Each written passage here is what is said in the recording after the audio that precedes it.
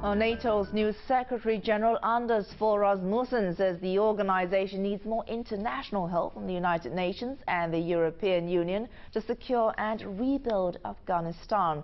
The former Danish Prime Minister was speaking in Brussels after taking office on Monday. Here's Gui Xiaozeng with this story. Rasmussen briefed reporters on goals for his term. He said Afghans must take over lead responsibility for security in most of their country. He stressed that NATO must and will be there in support. NATO has about 64,000 soldiers struggling to contain an escalating Taliban insurgency. More than 20,000 new U.S. troops have been deployed, but European allies have been reluctant to increase their contributions. Rasmussen says his top priorities will be guiding the war in Afghanistan to a successful conclusion. Relations with Russia are also expected to take up much of his time.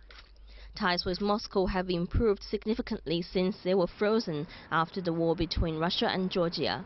But Russia still objects to NATO's plan to bring Ukraine and Georgia into the alliance.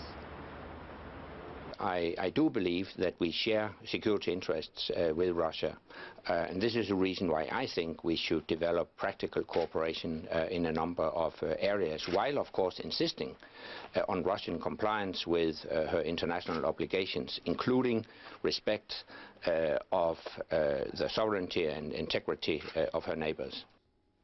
The new NATO chief says his ambition is to reform and transform the organization to address the new security threats of the 21st century.